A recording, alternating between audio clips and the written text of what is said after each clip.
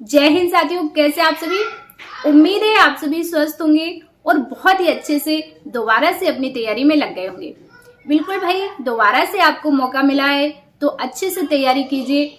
इस मौके को हाथ से कतई मत जाने दीजिए। ये मौका बार बार नहीं मिलता। आप बहुत नसीब वाले हैं, बहुत किस्मत वाले हैं जो कि आपको ऐसा मौका मिला, और इतनी बड़ी वैकेंसी भी बार बार नहीं आती है। तो ये समझ लीजिए कि ये कहीं ना कहीं एक इशारा है भगवान जी का कि हाँ भाई, आप अच्छा कर सकते हो, आप सिलेक्शन पा सकते हो।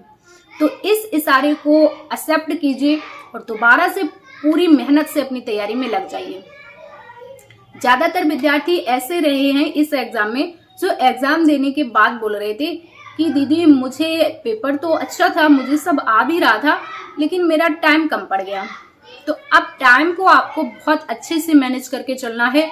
और अब तो आपको आपकी गलतियां भी नजर आ गई होंगी कि आपसे गलती कहाँ पर हो रही है।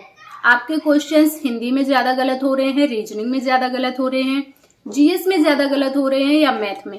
ये सारी चीजें आपको क्लियर हो चुकी होंगी और टाइम को कैसे मैनेज करना है ये भी आप सीख जाएंगे जब तक आपका एग्जाम होने वाला होगा। हालांकि बहुत कुछ सीख तो मिल गई है आपको इस पेपर से, लेकिन बहुत कुछ सीख आपको मिल भी जाएगी आगे आगे।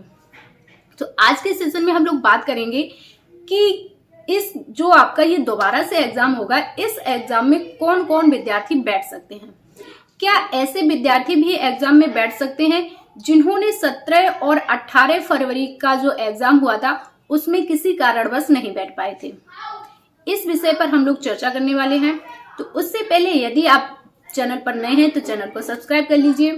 वीडियो पसंद आए तो वीडियो को लाइक शेयर कर दीजिए अपने दोस्तों के साथ। साथियों, अभी आपका 23 फरवरी को भर्ती बोर्ड की तरफ से एक विज्ञप्ति जारी हुई है जिसमें भर्ती से रिलेटेड चीजें लिखी हुई हैं। जो आपका परीक्षा निरस्त हुई है उससे रिलेटेड सारी चीजें लिखी हुई हैं। उसी में आपको बताया गया है कि जितने भी विद्यार्थियों ने आवेदन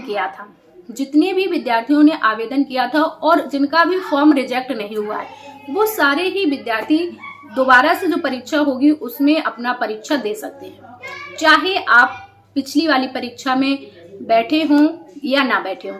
आपने 17-18 फरवरी को अगर एग्जाम नहीं भी दे पाया है, तब भी जो आपकी दोबारा से एग्जाम होगा उसमें आप उस एग्जाम में आप बैठ सकते हैं और सिलेक्शन ले सकते हैं। तो ये बहुत अच्छी चीज है। यदि कोई ऐसा विद्यार्थी जिसका स्वास्थ्य ठीक नहीं था, या फिर कुछ विद्यार्थी ऐसे भी रहे थे जो एग्जाम सेंटर पर पहुंचते पहुंचते थोड़ा लेट हो गए थे, उनको एंट्री नहीं मिली थी, या फिर किसी और भी बहुत से कारण थे जो कि विद्यार्थी पेपर नहीं दे पाए थे, तो उनके लिए एक बहुत बढ़िया सुनहरा मौका है भाई। अब तो आपका ये भी वो कहने वाली बात हट जाएगी कि हाँ भाई ऐसा हो गया था इसलिए मैं एग्जाम देने नहीं जा पाया। अगर मैं एग्जाम देने जाता तो 100% मेरा सिलेक्शन हो जाता। तो आपको भी मौका मिल गया। अब आप भी ये नहीं कह पाएंगे कि मेरा एग्जाम छूट गया या कुछ हो गया। तो जो विद्यार्थी एग्जाम सेंटर पर पिछली बार लेट से पहुंचे थे वो अब की बार जल्दी से पहुंच जाएंगे, है ना। और एग्जाम में सबको बैठने के लिए दिया जाएगा। भाई आप सभी ने फॉर्म अप्लाई किया है, बस आपका फॉर्म जो है रिजेक्ट ना हुआ हो तो सभी लोग विद्यार्थी एग्जाम में बैठ सकते हैं। तो ये एक बहुत अच्छी बात है। और इस बार आपको बहुत अच्छे से दोबारा से मौका मिला है, तो बहुत अच्छे से तैयारी कीजिए। अपना हर सब्जेक्ट बहुत अच्छे से कंप्लीट कीजिए। और अब कह तो रहे होंगे लोग, आस पड़ोस के लोग कह तो रहे होंगे कि कुछ नहीं होगा। मैंने तो पहले ही बोला था, कहने दो। उनके कहने के दिन है और आपके सुनने के दिन है। बस कुछ ही दिनों की बात है, वक्त जरूर बदलता है, तो उन्हें कहने दो। बस अब की बार जब एग्जाम होगा तब आप बहुत अच्छा स्कोर करेंगे। अच्छा स्कोर का मतलब ये नहीं है कि बस पेपर अच्छा किया और OMR सीट में फिर आपका टाइम कम पड़ गया। अब जब आप प्रैक्टिस सेट लगाएंगे तो आपको बिल्कुल उसी हिसाब से ऑनलाइन प्रैक्टिस सेट नहीं लगाना, अब आपको ऑफलाइन प्रैक्टिस सेट लगाना है।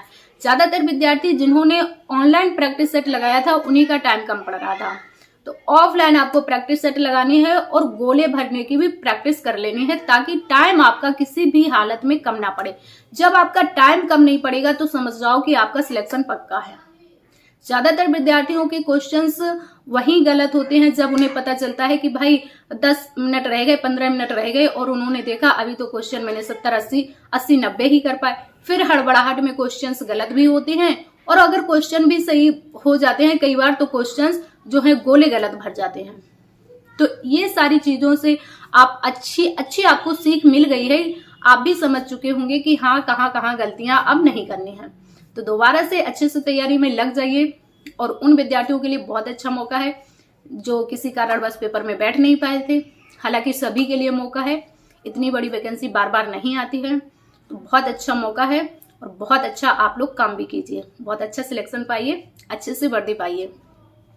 तो आज के वीडियो में ज्यादा कुछ नहीं, बस इतना ही बताना था कि पेपर में सभी लोग बैठ सकते हैं, दोबारा मौका मिला है, इस मौके को हाथ से नहीं जाने देना है। अच्छे से तैयारी कीजिए, जमकर तैयारी कीजिए। जय हिंद साथियों।